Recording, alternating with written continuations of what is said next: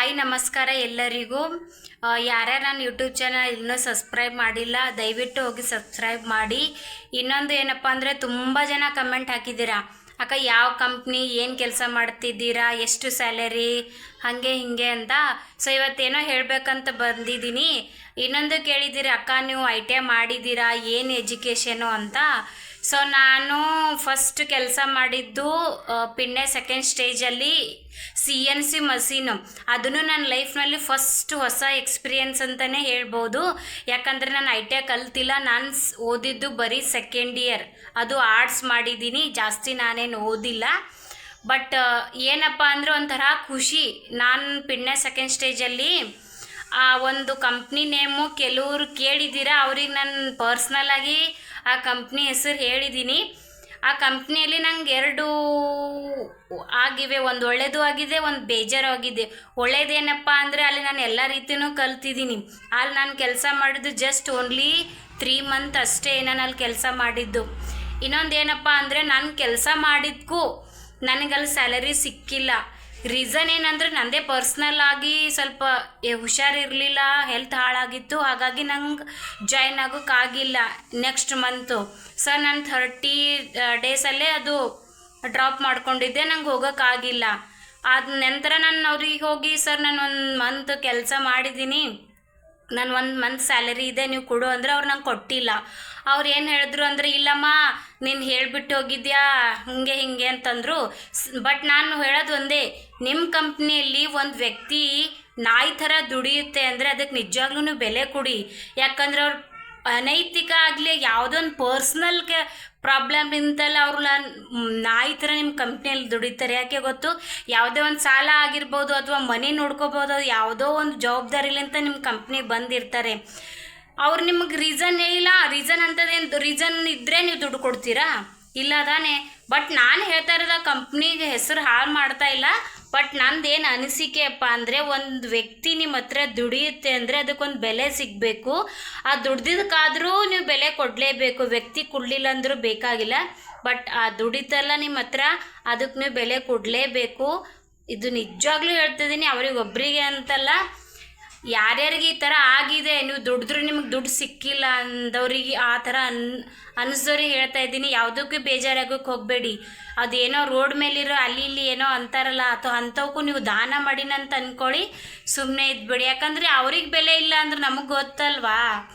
So ಹಾಗಾಗಿ ನಾನು ಜಾಸ್ತಿನವ್ರ ಬಗ್ಗೆ ಕೆಟ್ಟದಾಗಿ ಹೇಳುತ್ತಿಲ್ಲ, ಬಟ್ ಒಂದು ಮಾತು ಹೇಳ್ತಾ ಇದ್ದೀನಿ, ಆ ಥರ ಇನ್ನೊಮ್ಮೆ ಯಾರಿಗೆ ಮಾಡೋಕ್ಕೆ ಹೋಗಬೇಡಿ.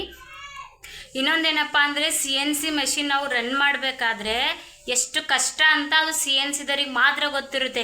ಕೆಲವೊಂದು ಟೈಮ್ ನಮ್ಮ ಕೈ ಕೊಯ್ಯುತ್ತೆ, ಏನೋ ಭಾಳ ಆಗುತ್ತೆ CNCನಲ್ಲಿ.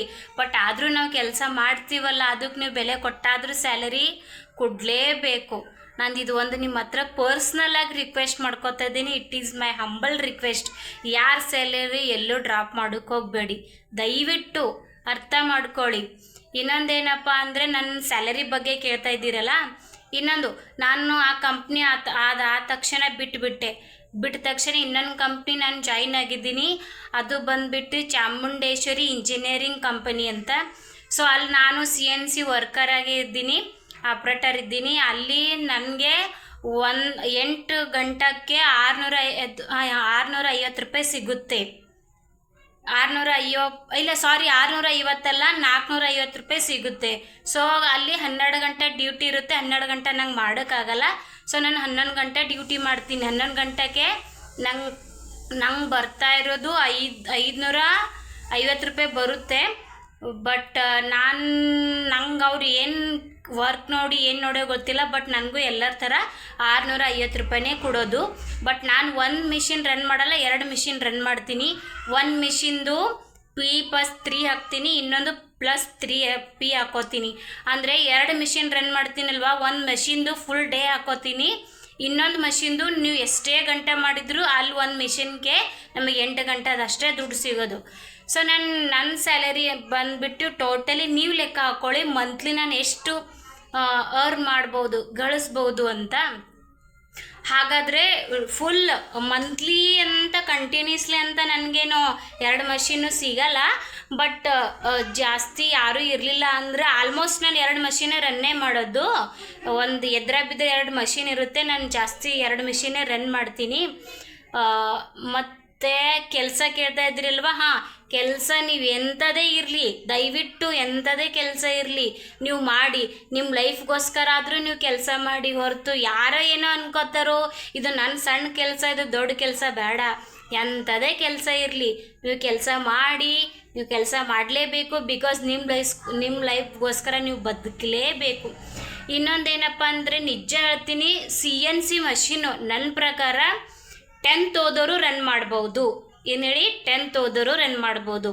ಒಂದು ಸರಿ ನಾವು CNC ಮಷೀನ್ ಕರೆಕ್ಟಾಗಿ ಅಬ್ಸರ್ವ್ ಮಾಡಿ ಕಲ್ತೀವಿ ಅಂದರೆ ನಾವೆಲ್ಲನೂ ಮಾಡ್ಬೋದು. ನಿಜ ಹೇಳಬೇಕಾದ್ರೆ ನಾನು ಫಸ್ಟ್ ಡೇ CNC ಮಷೀನ್ ಹತ್ರ ಹೋಗಿ ನಿಂತ ಮೇಲೆ ಒಂದು ಸ್ವಲ್ಪನೂ ನಂಗೆ ಅರ್ಥ ಆಗಿಲ್ಲ. ಹೆಂಗೆ ಮಾಡೋದು, ಏನು ಮಾಡೋದು, ತುಂಬ ಭಯ ಆಗಿತ್ತು. ಬಟ್ ಅಲ್ಲಿರೋದು ಸ್ವಲ್ಪ ಸೀನಿಯರ್ ಇರ್ತಾರಲ್ವ, ಅವರೆಲ್ಲನೂ ಸ್ವಲ್ಪ ಹೇಳಿಕೊಟ್ರು, ನಾನು ಕಲಿತೆ. ಜಾಸ್ತಿ ಏನು ಇನ್ನೂವರೆಗೂ ನಾನು ನಿಜ ಹೇಳ್ತೀನಿ, ನನಗೆ ಜಾಸ್ತಿ ಇನ್ನೂವರೆಗೂ ಏನೂ ಅಷ್ಟು ಗೊತ್ತಿಲ್ಲ.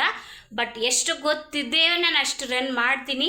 ಬಟ್ ಈಗ ನಾನು ಎಲ್ಲ ರೀತಿ ಕಲ್ತಿದ್ದೀನಿ, ಎಲ್ಲನೂ ಗೊತ್ತು, ಎಲ್ಲನೂ ಮಾಡ್ತೀನಿ. ಪ್ರೋಗ್ರಾಮಲ್ಲಿ ಏನು ಚೆಕ್ ಮಾಡೋದು ಎಲ್ಲ ಗೊತ್ತು. ಪೀಸ್ ಹೆಂಗೆ ಹಾಕೋದು, ಹೆಂಗೆ ತೆಗೆಯೋದು, ಅದು ಯಾವ ಥರ ಚೆಕ್ ಮಾಡೋದು, ಅದ್ರದ್ದು ಸೇಫ್ ಹೆಂಗೆ ಬರುತ್ತೆ, ಯಾವ್ಯಾವ ರೀತಿ ಚೆಕ್ ಮಾಡೋದು, ಅದ್ರದ್ದು ಏನೇನಿದೆ ಒಂದು ಪೀಸಿಂದು ಡಿಟೇಲ್ಸ್ ಎಲ್ಲ ಮೊದಲೇ ನಂಗೆ ಏನೂ ಗೊತ್ತಾಗ್ತಿದ್ದಿಲ್ಲ. ಬಟ್ ಒಂದು ಡ್ರಾಯಿಂಗ್ ನೋಡೋಣ ಗೊತ್ತಾಗುತ್ತೆ ಅದು ಪೀಸಿಂದ ಎಷ್ಟು ಏನೇನು ಇರುತ್ತೆ ಅಂತ. ನಿಜ ಹೇಳ್ತೀನಿ, CNCನಲ್ಲಿ ನಿಜವಾಗ್ಲೂ ಒಂದು ಲೈಫ್ ಇದೆ.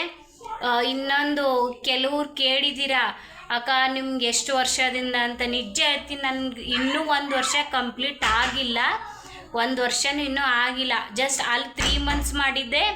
ಆಮೇಲೆ ಇಲ್ಲೂ ಒಂದು 4 months ಅಷ್ಟೇ ಆಗೋಕ್ಕೆ ಬಂದಿದ್ದು, 1 ವರ್ಷನೂ ಕಂಪ್ಲೀಟ್ ಆಗಿಲ್ಲ. ಬಟ್ ನಾನು ಎಲ್ಲ ರೀತಿ ಕಲ್ತಿದ್ದೀನಿ. ನಿಜವಾಗ್ಲೂ ನಂಗೊಂಥರ ಪ್ರೌಡ್ ಫೀಲ್ ಆಗ್ತಾಯಿದೆ. ನಾನು ಆ ಎಜುಕೇಷನ್ನೇ ITI ಮಾಡ್ಲಾ ಇಲ್ಲದೆ ನಾನು ಎಲ್ಲನೂ ಕಲ್ತಿದ್ದೀನಲ್ವ. ನಿಜಕ್ಕೂ ನನ್ನ ಮೇಲೆ ನಂಗೆ ತುಂಬ ಖುಷಿ ಆಗುತ್ತೆ ನಾನು ಲೈಫ್ನಲ್ಲಿ ಏನೋ ಒಂದು ಹೊಸದು ಕಲಿತಾ ಇದ್ದೀನಿ ಅಂತ. ಸೊ ಯಾರ್ಯಾರು CNC ಆಪ್ರೇಟರ್ ಇದ್ದೀರಾ ಎಲ್ಲರಿಗೂ ನಿಜವಾಗ್ಲೂ ಹಾರ್ಟ್ಲಿ ಹ್ಯಾಟ್ಸ್ ಆಫ್. ಯಾಕಂದರೆ ಒಂದು CNC ಮಷಿನ್ ರನ್ ಮಾಡಬೇಕಾದ್ರೆ ಎಷ್ಟು ಹಾರ್ಡ್ ಇರುತ್ತೆ, ನಮ್ಗಲ್ಲಿ ಎಷ್ಟು ಬಾಡಿಗೆ ಎಷ್ಟು ಪೇನ್ ಆಗುತ್ತೆ. ಕೆಲವೊಂದು ಟೈಮ್ ಒಂದೊಂದು ಪೀಸಸ್ಸು ನಂಬ್ತಿರಲ್ಲ ಗೊತ್ತಿಲ್ಲ 10 ಕಿಲೋ ವಜ್ಜಿ ಇರುತ್ತೆ. ಅಂಥ ಪೀಸು ನಾವು ಎತ್ತಬೇಕಾಗುತ್ತೆ. ಎತ್ತಿ ರನ್ ಮಾಡಿ ಅದು ಚೆಕ್ ಮಾಡಿ ಎಲ್ಲನೂ 1 ಮೈಕ್ರೋನು ಸ್ವಲ್ಪ ಹೆಚ್ಚು ಕಮ್ಮಿ ಆದರೂ ತುಂಬ ಪ್ರಾಬ್ಲಮ್ ಆಗುತ್ತೆ ಗೊತ್ತು.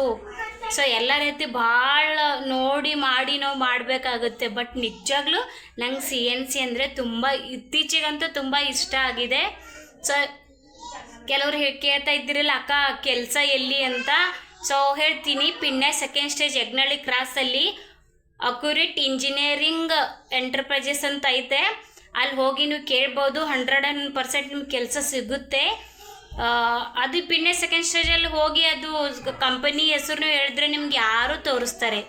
ಅಲ್ಲಿ ಸ್ಯಾಲರಿ ಏನಂತ ನೀವು ಸ್ವಲ್ಪ ಮಾತಾಡಿ ನೋಡಿ, ನಿಮ್ಗೆ ಅದ್ರ ಬಗ್ಗೆ ಅವ್ರು ಸರ್ ತಾನಾಗೆ ನಿಮಗೆಲ್ಲನೂ ಹೇಳ್ತಾರೆ. ಸೊ ಇನ್ನೊಂದು ಏನು ಖುಷಿಯಪ್ಪ ಅಂದರೆ ಈ ಫೀಲ್ಡಲ್ಲಿ ತುಂಬ ತಮ್ಮಂದಿರು ನಿಜಕ್ಕೂ ತುಂಬ ಹೆಲ್ಪ್ ಮಾಡಿದ್ದೀರಾ, ಎಲ್ಲಕ್ಕಿಂತ ಜಾಸ್ತಿ ಪ್ರೋತ್ಸಾಹಿಸಿದ್ದೀರಾ. ಅಕ್ಕ ನೀವು ಇದು ಮಾಡಬಲ್ಲೆ ಎಂಬ ಒಂದು ಧೈರ್ಯ ತುಂಬಿದ್ದೀರಾ, ತುಂಬ ಎಲ್ಲ ಲೈಕ್ ಮಾಡಿದ್ದೀರಾ. ಅಕ್ಕ ನೀವು ಇದು ಮಾಡಿ ಒಳ್ಳೆಯದು ಅಂತ.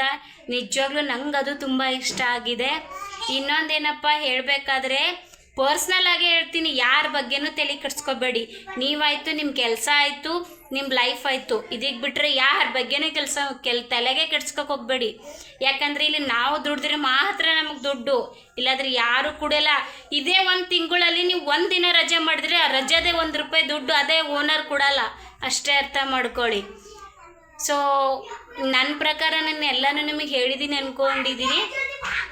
ಸೊ ಮತ್ತೆ ನೆಕ್ಸ್ಟ್ ಯಾವ ಬ್ಲಾಗ್ ಮಾಡಬೇಕು ಅಂತ ನೀವು ಹೇಳಿ ಕಮೆಂಟ್ ಮಾಡಿ. ಇನ್ನೊಂದು ನನ್ನ ಸ್ಯಾಲರಿ ಬಗ್ಗೆ ನಿಮಗೆ ಹೇಳಿಲ್ಲ, ಇನ್ನೊಂದು ಸಾರಿ ಹೇಳ್ತೀನಿ, ನಮ್ಮ ಸ್ಯಾಲರಿ ಎಷ್ಟು ಅಂತ ನೀವು ಕಮೆಂಟ್ ಮಾಡಿ. ನಾನು 1 ದಿನದಲ್ಲಿ 2 ಮಿಷಿನ್ ರನ್ ಮಾಡ್ತೀನಿ. 1 ಮಿಷಿನ್ ರನ್ನಿಂಗು ಫುಲ್ 11 ಗಂಟೆಗೆ ₹650 ಸಿಗುತ್ತೆ.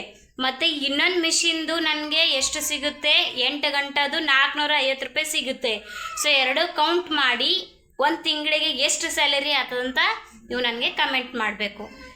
ಸೊ ಇನ್ನೊಂದು ಸಾರಿ ಹೇಳ್ತಾ ಇದ್ದೀನಿ, ಯಾರ್ಯಾರು ಸಬ್ಸ್ಕ್ರೈಬ್ ಮಾಡಿಲ್ಲ ದಯವಿಟ್ಟು ಹೋಗಿ ಸಬ್ಸ್ಕ್ರೈಬ್ ಮಾಡಿ, ಶೇರ್ ಮಾಡಿ, ಲೈಕ್ ಮಾಡಿ, ಕಮೆಂಟ್ ಮಾಡಿ. ಮತ್ತೆ ಸಿಗ್ತೀನಿ. ಬಾಯ್, ಹುಷಾರು.